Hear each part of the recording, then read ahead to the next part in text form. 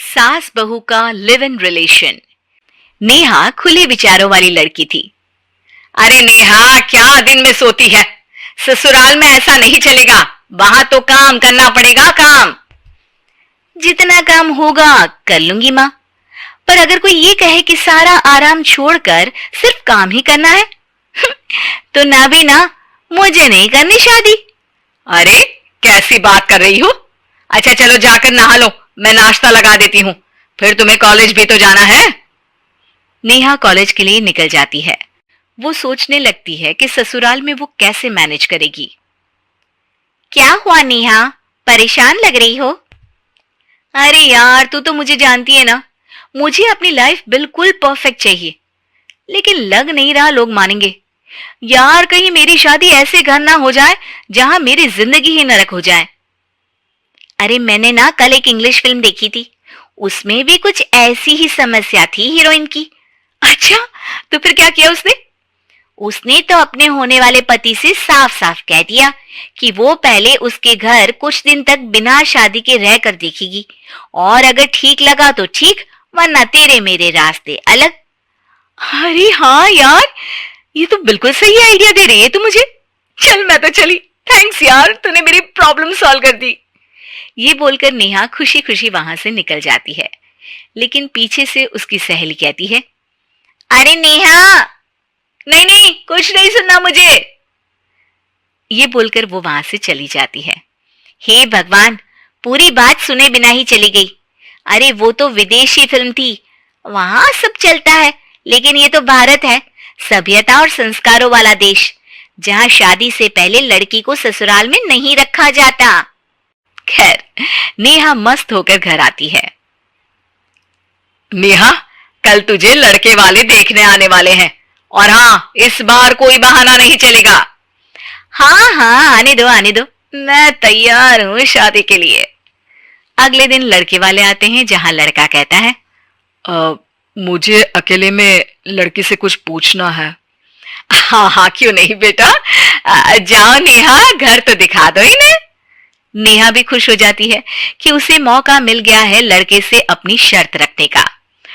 देखो, मुझे ना शादी से बहुत डर लगता है, पता नहीं कैसी लड़की आए, तालमेल बना पाए कि नहीं मेरे परिवार से। मैंने कई घरों में रोज का क्लेश होते देखा है। तुमने तो मेरे दिल की बात कर दी। मैं भी यही सोच रही थी कि भाई सास तो अच्छी होनी चाहिए, पति सपोर्ट करे ना करे, रहना तो पूरे दिन सास के साथ है, लेकिन मेरे पास ना इसके लिए एक बहुत अच्छा आइडिया है। अच्छा, कैसा आइडिया? क्यों ना शादी के पहले मैं कुछ दिनों तक तुम्हारे घर आकर रह लूं, तुम लोग मुझे समझ लेना, मैं तुम लोगों को समझ लूंगी, ठीक लगा तो शादी, वरना टाटा बाय बाय। क्यों? लड़के को नेहा की बात में दम लगता है। वो घर के सभी लोगों के सामने नेहा की बात रखता है। अरे पागल हो गई है क्या? ये कैसी शर्त है? अरे शादी से पहले मैं क्यों तुझे किसी और के घर भेजूंगी रहने? अरे लड़की के ख्याल तो 20 साल आगे के हैं, इतनी भी खुले विचारों वाली लड़की नहीं चाहिए हमें। अरे माँ, क्या बुरा और गलत बोल रही है ये?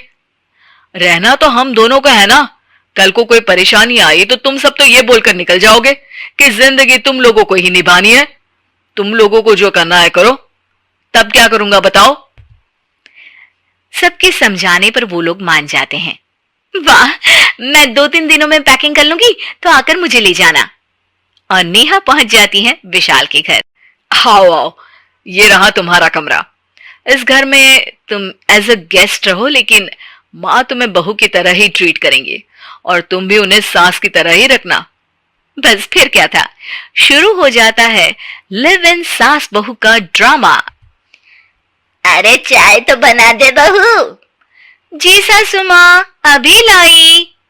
नेहा चाय लेकर आती है कि बस चाय लेकर आई हो, इसके साथ पकोड़े भी ले आती। लेकिन आपने तो बताया ही नहीं कि आपको चाय के साथ पकोड़े भी चाहिए। हाँ हाँ, अब तो पता चल गया ना। रात को खाना खाने के बाद नेहा किचन में खटर पटर कर रही होती है। क्या हो रहा है वहां नेहा?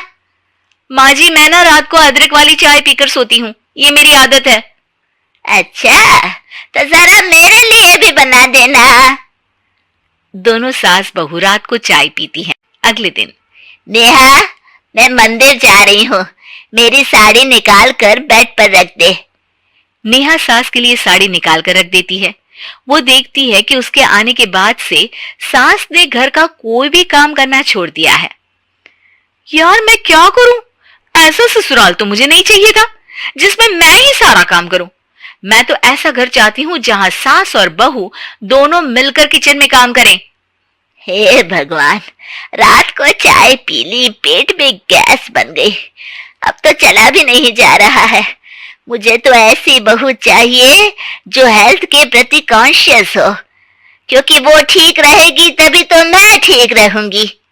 दोनों समझ जाती हैं कि वो लोग एक दूसरे के लिए नहीं बने हैं। अगले दिन, नेहा, जरा चाय तो ले आना। नेहा चाय के साथ चिला भी बनाकर ले आती है। सास खा पीकर सो जाती है। अगली सुबह, तेरी बुआ सास आ रही है, उसे मैंने तेरे बारे में बताया है। तभी वहां गंवार से एक महिला आ जाती है। चलो यहां से निकलो, कुछ नहीं है खाने के लिए, जाओ। ए नेहा, तमीज से बात करो, ये मेरी ननद यानी आशीष की बुआ है। हाय रे दैया, इतनी अकड़ वाली लड़की! अरे यही है ना जो शादी से पहले ही आकर बस गई है यहाँ पर।